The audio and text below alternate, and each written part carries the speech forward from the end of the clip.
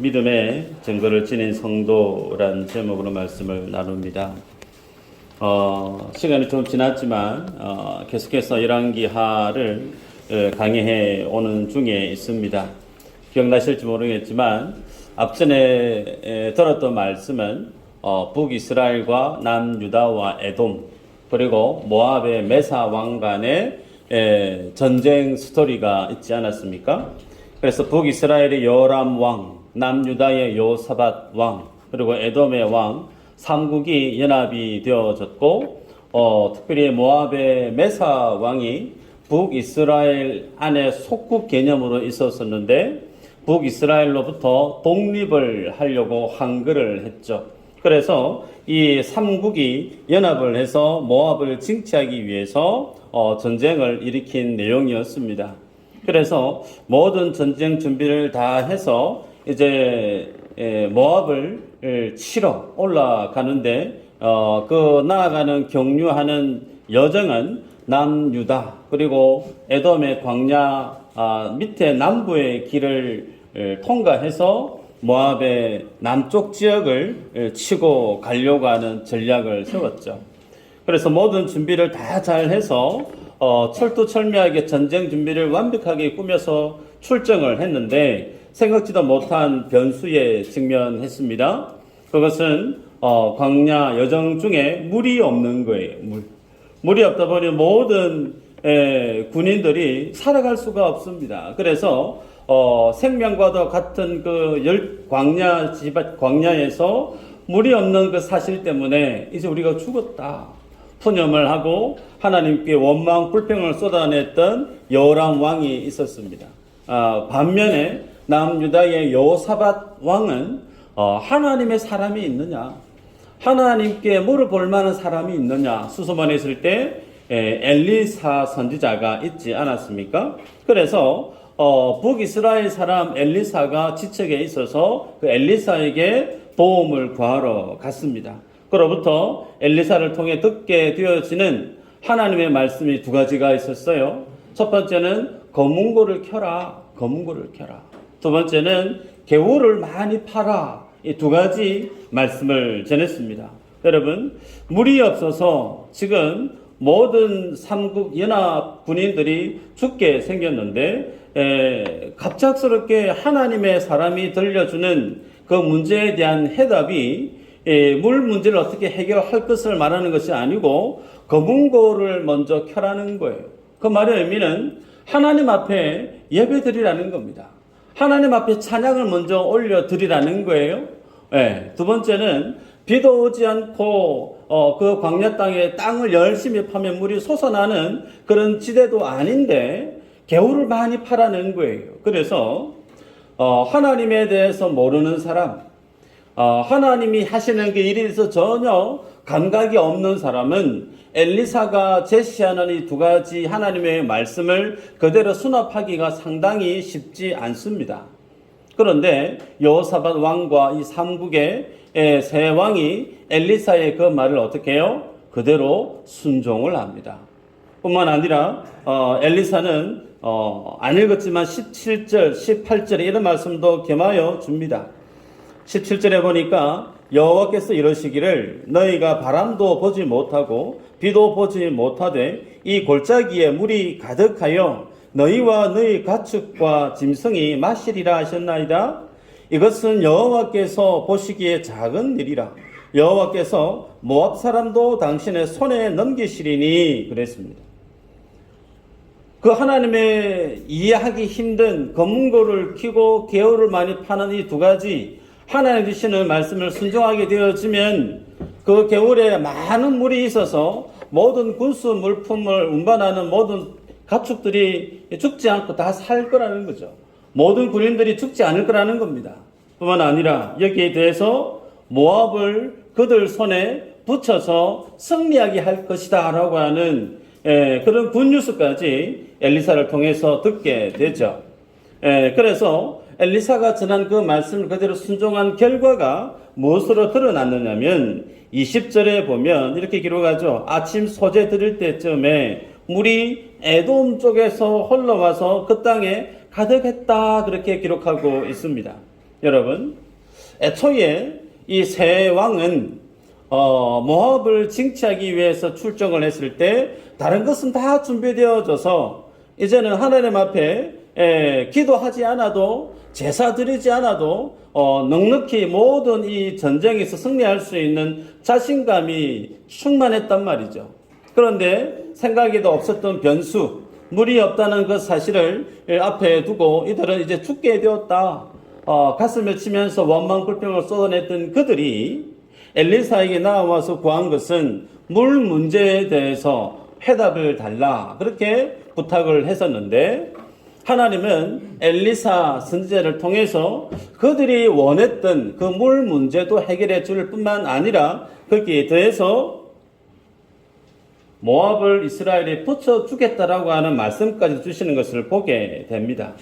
실제로 22절에 보면 아침에 모압 사람이 일찍이 일어나서 해가 물에 비침으로 맞은편 물이 붉고 피와 같음을 보고 그렇게 기록하고 있습니다. 여러분, 개울을 많이 팠는데 거기에 물이 고였던 거죠. 그리고 그 시점이 아침에 해가 이제 떠오를 시점이에요. 그러니 아침 해가 붉게 떠오르는 그 태양의 붉은 빛이 겨울을 많이 팠던 그 웅덩이마다 그 태양빛이 반사가 된 겁니다. 그래서 붉게 비친 거죠. 이렇게 붉게 비쳐있는 이스라엘 진영의 그 모든 지대를 바라보았던 모압의 군인들이 어떻게 그 광경을 해석을 했느냐면 23절 이후로 보면 이렇게 기록하고 있습니다. 틀림없이 저 왕들이 서로 싸워서 죽인 거다. 모압 사람들이 이제 우리 노력하러 가자라고 자신들의 굳게 닫고 있었던 자신들의 성읍을 빠져나와서 아무 무기도 없이 빈손으로 적국에 있는 삼국이 진치고 있는 그곳에 나아왔다는 겁니다. 결국은 어떻게 되어졌을까? 결과적으로 보면 그 모든 전쟁에서 승리할 수밖에 없는 요건이 다 구비되어진 거죠. 여러분, 여기에서 이 내용의 속에서 하나님이 개입하고 있다라고 하는 사실이 크게 두 가지로 드러납니다. 하나는 물이 없어서 죽게 되어졌는데 이 물 문제 어떻게 좀 해결해 주십시오라고 했을 때 정말 비도 오지도 않았고 땅에서 물이 솟아난 것도 아닌데 빈 땅에 마른 땅에 개울을 팠는데 거기에 물이 실제로 있었다는 거죠. 그래서 삼국 연합군들이 갈증으로 탈수 정세로 죽는 것이 아니고 다 살아났다라는 거, 하나님이 어떻게 해요? 그 전쟁에 개입하고 있다는 거예요. 두 번째는 그 개울에 비쳐 있는 태양, 붉은 태양빛을 모압 사람들은 삼국 연합국들이 서로 치고 싸워서 핏빛으로 물들었다, 다 죽었다. 그래서 우리 빈손으로 노력하러 가자라고 하는 무기도 전혀 없이 소위 마대자루 들고 적진을 향해서 나온 이 케이스, 하나님이 이 전쟁 가운데 함께하고 있는 것을 보게 됩니다. 이 내용에서 조금 더 자세하게 생각해 보면요, 모압의 성읍과 진영은 상당히 높은 곳에 위치해 있었습니다. 반면에 삼국 연합국이 진치고 있었던 지대는 낮은 지대였다는 거죠. 그래서 어제까지만 해도 높은 곳에서 낮은 이스라엘의 진영 군대를 바라보니까 물이 없어요. 뿐만 아니라 어제 비가 펑펑 온 것도 아니에요. 맑은 하늘이었다는 거죠. 그런데 아침에 소재 들을 때쯤에 일어나서 아래 지역을 보니까 붉은 거예요. 만에 하나 비라도 어제 왔더랬으면 저게 빗물이 고여서 태양빛에 반사되어서 그런 거 아니겠는가 한번 확인하러 가자. 그런 어떤 확인 과정이 있을 수도 있는데 그런 확인 과정이 할 필요가 없는 게 뭐였느냐면 그 물이 어디서부터 흘러왔느냐면 밤새 에돔 지역에서 이스라엘의 진영에 있는 그곳까지 소리 소문 없이 물이 조용하게 흘러서 이스라엘이 팠던 그 개울 안에 물이 다 차버렸다는 겁니다. 그래서 이 과정을 두고 엘리사가 했던 이야기가 17절이죠. 너희가 바람도 보지 못하고 비도 보지 못하되, 가시적으로 뭔가 하나님 일하시는 것을 눈에 보이지 않는다는 거예요. 전혀 느낄 수 없는 그런 상황 속에 하나님이 심지어 모압의 군인들까지도 전혀 눈치채지 못하도록 하나님 속에 있었던 그 전쟁에 대한 승리에 하나님의 전략, 서리소문 없이 물을 흘려보내서 그 개울 팠던 이스라엘의 진영에 그 개울을 다 채우는 것. 이게 하나님이 숨겨지신 하나님의 전쟁에 대한 전략이었죠. 여러분, 이 모습을 보면서 기억해야 될 사실 하나 있습니다. 아침 소재 드릴 때쯤이라고 시점을 밝히고 있죠. 물이 없어서 죽게 되어졌을 때 이 문제에 대해서 하나님께 도움을 구했던 이스라엘 진영에게 하나님이 그들에게 제시했던 방법은 검은고를 켜라. 뭘까요? 하나님 앞에 먼저 기도하라는 거죠. 하나님 앞에 먼저 예배하라는 거예요. 그 예배로 시작된 여호와의 성전이 언제 끝나죠? 아침 소재 들을 때쯤에 그 하나님의 기도 응답이 성취되어진 것을 성경이 의도적으로 그 시점을 밝히고 있습니다. 그래서 이 모습을 보면서 또 특별히 우리가 바라봐야 될 내용은 모압이 이스라엘 진영 속에 개울을 팠던 그 모든 물에 비친 붉은 빛을 왜 그들은 핏빛으로 오해를 할 수밖에 없었을까? 그들은 자기들 관점이에요. 그들은 북이스라엘의 속국이었습니다. 할 수만 있으면 빨리 독립을 하고 싶었는데 아합이 죽고 난 이후에 절호의 찬스다. 이제 우리 독립하자. 칼을 빼들었다는 거죠. 마치 그와 같이 에돔도 남유다의 속국을 있었던 당시 상황이었단 말이죠. 그래서 본인들의 관점에서 비춰볼 때 분명히 에돔과 그리고 삼국이 서로 싸웠던 상황이 일어났을 것이다. 지극히 본인들의 관점에서 상대 적군에 대한 정치적인 동향을 이해했다는 겁니다.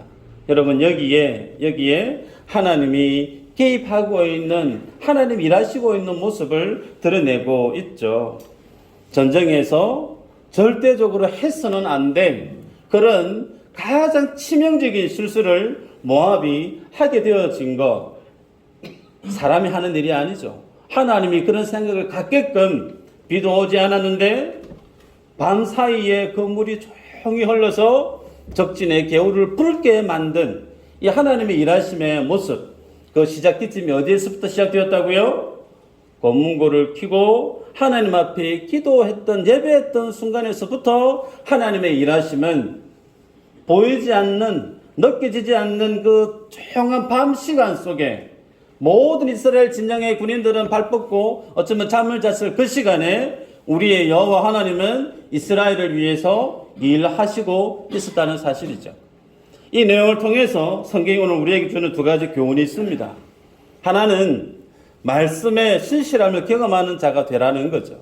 구체적으로는 하나님에 대해서 아는데 하나님에 대해서 아는 수준에 머물지 말고 정말 하나님을 경험해서 아는 자리까지 나아가라는 겁니다. 여러분, 이 성경이 기록되어졌던 시기, 이 시기는 오늘 전쟁이 있었던 이 시기가 아니에요. 전쟁이 있었던 이 시기는 먼 훗날 있었던 시기입니다. 과거에 조상들이 있었던 그 일들을 믿음의 후대들이 기록하고 있는 거예요. 그럼 오늘 이 사건을 언제 누가 기록했느냐면 시기적으로 보면 남유다가 바빌론에 의해서 그 나라가 문을 닫을 즈음입니다. 그리고 이 성경을 읽게 되어지는 성경의 독자들이 누구냐면 바빌론에서 포로 생활을 하다가 돌아와서 이 성경을 보게 되는 믿음의 후대들이란 말이에요.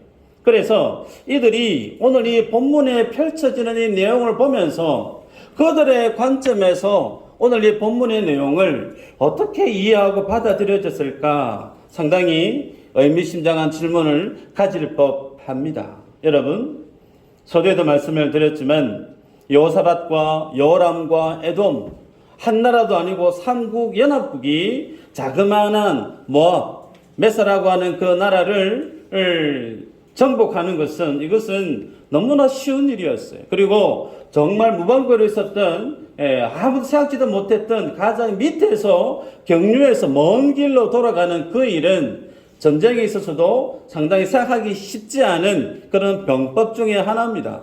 그래서 무조건 쳐들어가면 그 땅을 정복할 수 있다라고 생각했던 그들이, 그래서 그들에게는 하나님 앞에 기도하지 않았습니다. 왜요? 우리 힘으로 감당할 만하니까. 하나님 앞에 기도하지 않고 제사하지 않고 찬양하지 않았습니다. 예배하지 않았습니다. 우리 힘으로도 충분하기 때문에.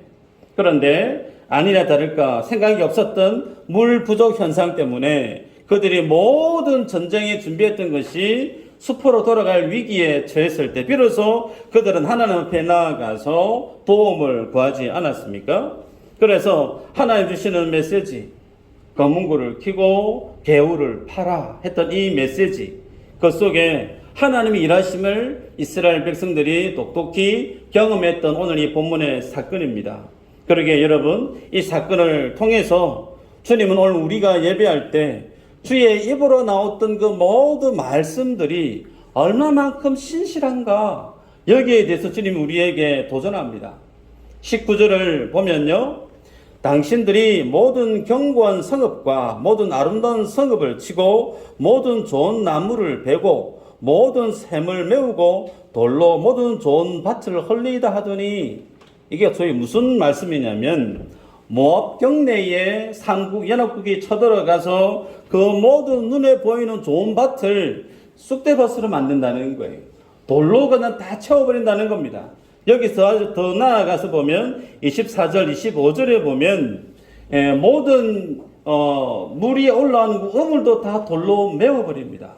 모든 나무, 열매 맺는 나무를 다 베어 넘깁니다. 그리고 그 밭을 다 돌로 채운다는 것. 이게 뭘 의미하냐면 다시는 모압이라고 하는 나라가 하나님의 백성을 향해서 고개를 쳐들고 칼을 빼지 못하도록 아예 초토화 시켜버렸다라고 하는 내용을 이렇게 문학적으로 기록하고 있는 내용이죠.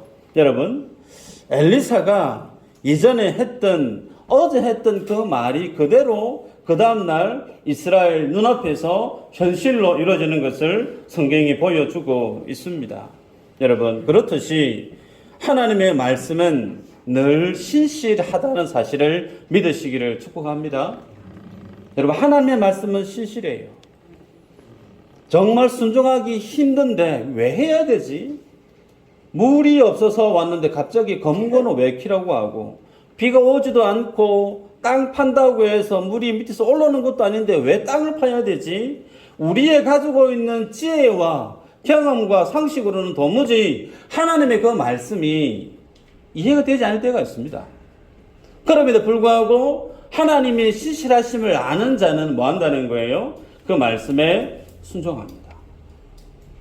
내 지혜와 내 능력과 내 이성으로 도무지 납득이 되지 않아도 이 말씀이 하나님의 말씀이라고 내 속에 들려질 때 다 덮어놓고 하나님의 그 말씀 앞에 순종하는 자가 오늘 본문 속에 이스라엘 백성임을 보여주죠. 여러분, 그래서 이러한 이스라엘의 모습을 보면서 안타까운 것이 뭐냐면 물이 없었다가 물이 있어서 모든 군인들이 죽지 않고 살아났어요. 승리할 수 있는 모든 요건을 갖춰줬습니다. 그러면 응당 그 다음 있어야 될 믿음의 모습이 뭘까요? 물 없다고 원망불평을 했던 북이스라엘의 여호람 왕이 가장 이 전쟁의 당사자인데, 주체자인데 가장 먼저 하나님 앞에 감사 기도할 법하지 않습니까? 근데 성경 아무리 봐도 여호사밧도 그렇고 여호람도 그렇고 하나님이 이 전쟁에 개입해서 그들의 필요를 채워준 것에 대해서 감사 고백을 하고 있는 모습을 찾아볼 수가 없습니다. 하나님이 거기에 대해서 전쟁의 승리까지 안겨주는, 빈손으로 나오는 적국을 무찌르는 것은 누워서 떡 먹기보다 쉬운 거 아니겠어요? 그냥 무혈입성할 수 있는 상황을 하나님이 만들어 주셨음에도 불구하고 그 하나님의 일하심에 있어서 믿음의 감사의 고백을 하는 이스라엘의 모습이 전혀 없다는 사실이죠. 그래서 오늘 이 본문은 대조합니다. 하나님의 말씀이 얼마만큼 신실한가에 대해서 주님이 드러내 보이면서 동시에 그 하나님의 신실하심 앞에 그 축복을 받아들고 살아가는 이스라엘의 불성실함이 상당히 대조적으로 본문이 비춰주고 있죠.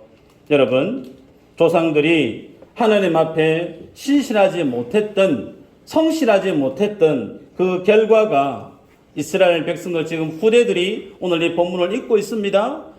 우리 조상들이 이렇게 하나님 앞에 신실하지 못했고 여호와 하나님 앞에 성실하지 못한 결과가 나라를 빼앗기고 유리방황하는 신세가 되어진 것 아닌가. 뼈저리는 후회를 하고 뉘우침을 가졌을 후대들의 모습을 우리는 상상할 수가 있습니다. 중요한 것은요, 이스라엘 백성들의 그러한 경우도 물론 그러하지만 이 모습 앞에서 나의 모습을 반추해야 됩니다. 나의 모습. 요람이라고 하는 사람, 자신의 욕심 때문에 지금 전쟁을 추진하고 있는데 물이 없어서 원망 불평을 혼자 다 해요. 이제 죽었다고. 하나님 앞에 불명을 다 쏟아냅니다. 근데 우리는 앞서 보았습니다. 하나님 앞에 전쟁하기 위해서 하나님 앞에 기도한 적이 있었느냐? 없었어요. 출정하면서 하나님 앞에 축복 기도를 받은 적이 있었느냐? 없었습니다. 다윗 같은 경우는 매 전쟁에 나갈 때마다 묻죠. 하나님 올라가리까? 그 전쟁의 책임자가 다윗이 아니고 하나님임을 다윗은 늘 인지하고 살았기 때문에 하나님께 늘 물었지만, 본문에 보면 요람 왕은 하나님께 물은 적이 없어요. 자기 마음대로 결정하고 선택하고, 그래서 주님께 들고 나아갔다가 자기 계획이 숲으로 돌아가 버리니까 원망 불평 다 쏟아냅니다. 그 불평 주님이 다 들어주시고 그들의 필요를 주님이 채워주셨음에도 불구하고 그 주님의 채우심에 대한 감사에 대한 믿음의 고백도 전무한 모습을 보게 됐죠. 여러분, 혹 이 모습이 오늘 나의 모습은 아닌가? 내가 세상을 살아갈 때 하나님 앞에 기도하고 묻고 하나님의 은혜를 덧입어서 어떤 일을 선택을 하고 결정을 하고 그렇게 믿음의 정도를 걸어가다가 고난이 있고 어려움이 있을 때 주님 앞에 나와서 기도하고 장로님이나 믿음의 동역자들에게 기도를 요청을 하고 그렇게 해서 그 문제를 풀어나가는 사람이 있는 반면에 어떤 분들은요, 안 해요. 하나님한테 기도하지 않습니다. 오롯이 내 가지고 있는 지혜와 이성과 경험으로 선택하고 결정합니다. 그런데 그것이 잘 되면 감사한데 잘 안 될 때 가진 불평을 다 쏟아내요. 요람이 그랬고, 혹 하나님에 대해서 아직 깊이 있게 그 말씀의 신실함을 맛보지 못한 성도는 요람과 같은 믿음의 삶을 살아가고 있지 않는가라는 거죠. 잠언에 이런 말씀이 있습니다. 3장 6절에 너는 범사에 그를 인정하라. 그리하면 내 길을 지도하시리라. 사도 바울이 데살로니가전서 5장 17절에 이렇게 얘기합니다. 항상 기뻐하라. 쉬지 말고 기도하라. 범사에 감사하라. 이것이 그리스도 예수 안에서 너희를 향하신 하나님의 뜻이니라. 여러분, 하나님은요, 믿는 우리에게 뭘 요구하시느냐면 큰 일이든 작은 일이든 소소한 일이든 하나님 앞에 들고 나오기를 원하세요. 이 일에 대해서 하나님이 개입하시기를, 이 일에 대해서 주님이 역사해 주시기를 간구하고 얼떡하고 소위 하나님 눈치 보는 거 주님은 너무너무 좋아하신다는 거예요. 그런데 우리들이 그러한 주님을 범사에 인정하지 않고 범사에 주님을 의식하지 않고 내 마음 내 뜻대로 살아가면서 안 될 때, 힘들 때 주님 앞에 손 벌리는 그런 어떤 어린아이 같은 신앙의 모습이 혹 내게 있다면 이제 그 모습에서 뛰어넘자는 거예요. 두 번째는 믿음의 결과를 경험하는 자가 될 것을 우리에게 도전합니다. 믿음의 결과를 반드시 경험하는 자가 되어야 된다는 거죠. 무슨 얘기인가? 전쟁이 끝나갈 때쯤이 되었습니다. 26절 이후로 보면 메사 왕이 전세가 기울어진 것을 보죠. 도저히 이길 수가 없다. 그래서 본인이 이제 살기 위해서 적진을 뚫고 살아갈 길을 찾으려고 하는데 700명, 칼을 찬 700명 정예 부대를 데리고 포위되어져 있는 그 상을 뚫고 나가려고 하는 게 가장 그래도 괜찮은 지역 진영이 어디였냐면 에돔 진영으로 보였다는 거예요. 왜요? 이 전쟁에 있어서 북이스라엘은 당사자고 남유다는 형제 국가니까 그렇다 치고 에돔은 그다지 전쟁에 열심을 싸워야 될 명분이 없기 때문에 아무래도 에돔 쪽을 치고 나가면 돌파할 수 있지 않겠는가 나름 생각을 지니고 시도를 했는데 어떻게 해요? 실패하고 맙니다. 성경은 그날의 전쟁이 상당히 맹렬했기 때문에 돌파하지 못했다는 거죠. 그러자 이 메사 왕이 마지막으로 선택한 행동이 뭐냐면 자기의 궁에 올라가서 자기를 이어 왕이 될 아들을 어떻게 해요? 인신 제물로 드립니다. 번제를 드렸다는 거예요. 아이를 칼로 찔러 죽이고 그 아이를 금오스 신이라고 하는 우상에게 태워서 번제로 제사를 드렸다는 거예요. 심지어 그 제사 많은 사람들이 볼 수 있는 곳에서 높은 곳에서 훤히 보이는 상황에서 그것을 행했다라는 겁니다. 여러분, 하나님은 분명히 인신 제물을 드리는 제사에 대해서 금하고 있어요. 그런데 성경에도 인신 제사를 드리는 한 사람이 있죠. 누굴까요? 사사기에 나오는 입다. 그죠? 전쟁에서 승리하고 돌아오는데 자신의 무난 동료가 나와서 가장 먼저 맞았을 때 입다가 그 딸을 하나님 앞에 인신 제사로 드렸던 모습이 사사기 11장에 소개되지 않습니까? 여하튼 하나님은 인신 제사를 드리는 것을 금하고 있는데 그 인신 제사를 이 메사가 그들이 섬겼던 금오스라고 하는 우상에게 바쳤다는 거예요. 근데 그 모습을 이스라엘 모든 군인들이 다 봤다는 겁니다. 그 광경을 다 보고 난 다음에 무슨 일이 일어났느냐면 이제 전쟁을 거진 다 마무리할 때가 다 됐어요.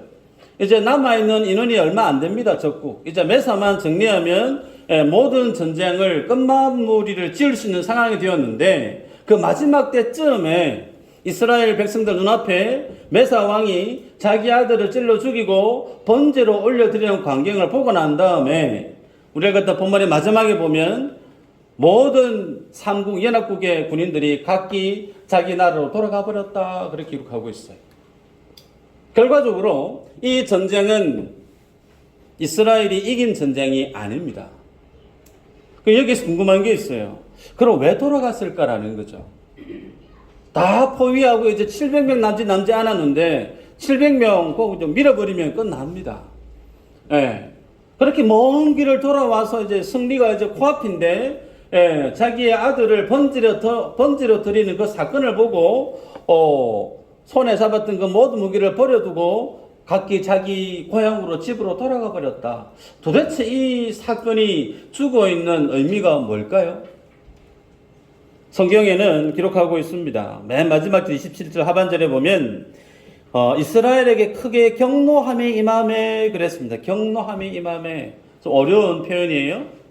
이 내용이 어떤 내용이냐면 이스라엘 백성들 눈에 단 700명 남짓밖에 보이지 않는 적군이지만 그 700명 뒤에 섯을 시퍼렇게 살아있는 누군가를 본 거예요. 누구냐면 금오스 신입니다. 모압의 메사 왕은 비록 자기는 힘이 없지만 그 신에 대한 신뢰만큼은 살아있었다는 거예요. 그래서 자신의 아들까지 바칠 정도로 그 금오스에 대한 강인한 믿음이 있었음을 이스라엘 백성들이 본 겁니다. 그 모습 앞에 사람은 무찔러서 찔러 죽이고 없애면 되지만 신이라고는 존재는 사람이 넘볼 수 있는 대상이 못 되죠. 그래서 이스라엘 백성들이 모압 왕 메사 그 등 뒤에 크게 자리하고 있는 금오스 신이라고 하는 그 신의 존재를 그들이 보았다는 거예요. 그래서 그 모습 앞에 도저히 우리는 신은 못 이긴다. 우리 졌다. 그래서 그 시로 내려놓고 돌아가 버렸다는 거예요. 여러분, 이 사건을 보면 이스라엘이 승리한 전쟁임에도 불구하고 패전할 수밖에 없었던 것은 군사력이 밀려서도 아니고 그들의 요새가 너무나 천의 요새가 되어서도 아니에요. 그리고 애굽 모압의 이 메사왕 속에 있었던 금오스라고 하는 신에 대한 존재를 그들이 봐서 그 신이 두려워서 돌아갔다고 하지만 그것도 아닙니다. 뭐예요? 이스라엘 백성들이 신뢰하고 있는 하나님에 대한 믿음이 그들에게 없었다는 거예요. 이방 나라가 믿는 우상을 섬기는 그들에 대한 믿음과 그 믿음에 대해서 맞서 싸워야 될 하나님의 의의 군사로 부름을 입은 이스라엘 백성들이 하나님을 신뢰하는 그 믿음이 지금 맞부딪혀 싸웠는데 하나님을 신뢰하는 그 믿음이 깨졌다는 거예요. 그걸 오늘 성경이 우리에게 보여주고 있는 겁니다. 이 당대의 전쟁은 나라와 나라의 전쟁이면서 동시에 그 나라의 백성이 믿는 신과 다른 나라가 믿는 신과의 신과 신의 싸움으로 보았던 시대였기 때문에 적국의 신이 살아있는 것을 보고 내가 믿는 여호와 하나님에 대한 신뢰가 없으니까 무서워서 내려놓고 도망간 거예요. 여러분, 말씀을 보면서 우리들이 기억해야 될 내용이 뭐냐면, 여러분, 하나님을 신뢰할 때 그 믿음의 순종, 그 믿음이 말씀이 제시하는 데까지 끝까지 가야 돼요. 중도에 돌아서 버리면 그 하나님의 생생한 은혜를 받아 누릴 수가 없습니다. 고사성어 중에 명기누골이란 말이 있죠. 살에 새기고 뼈에 새긴다. 이날의 사건을 이스라엘 백성들이 명기누골 했었더라면 이스라엘의 역사는 그 후대의 역사는 달라질 수 있을 거예요. 그런데 그들이 그렇게 기억하지 않습니다. 왜 우리가 바벨론에 의해서 나라가 뺏기고 아수르에 의해서 북이스라엘이 무너지고 포로가 되어져서 이리 유리방황하는 이 흩어져 사는 세상을 살게 되고 언제 우리 나라는 회복되어질까? 여호와 하나님의 나라는 언제 만들어질까? 갈급해하고 서글퍼 울면서 통회하는 그 삶을 살았던 이유가 어디에 있느냐면 남유다나 북이스라엘이 힘이 없어서가 아니라는 거예요. 다른 나라가 힘이 강해서도 아니라는 겁니다. 하나입니다. 하나님의 백성들이 하나님을 신뢰하는 믿음이 없었다는 거예요. 그것을 믿음의 후대들이 바라보고 자신들이 그래서 지금 이러한 상황에 빠져서 유리방황하는 신세가 되어졌었구나라고 본인들의 상황을 이해하게 되었다는 겁니다. 말씀을 맺는데요. 여러분, 오늘날 이 모습을 보면서 내 믿음의 수준은 어떠한가 돌아볼 필요가 있습니다. 물이 없을 때 주님 앞에 간구하면 그 물을 주님이 채워주세요. 먹거리가 없을 때 주님 앞에 기도하면 그 먹거리를 주님 우리에게 채워주십니다. 혹은 교회에 와서 내 마음이 너무나 헛헛하고 힘들고 외롭고 지쳐 있을 때 하나님 앞에 예배하면 하나님이 우리의 마음을 위로해 주십니다. 근데요, 우리의 믿음의 수준이 여기에서 멈춰버리면 안 된다는 거예요. 우리는 하나님이 주시는 축복도 받아야 되고요.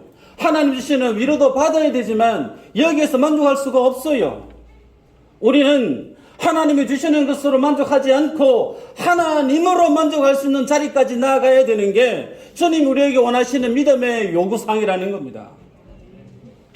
성경에 보면 마태복음 25장에 달란트 비유가 있죠. 5달란트, 2달란트, 1달란트가 있습니다.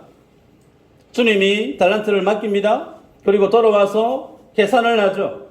1달란트 받은 사람 빼고 2사람은 동일하게 하나님으로부터 칭찬을 받습니다.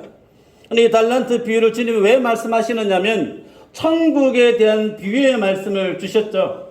천국에 대해서 비유코자 주님이 주신 메시지가 달란트 비유예요.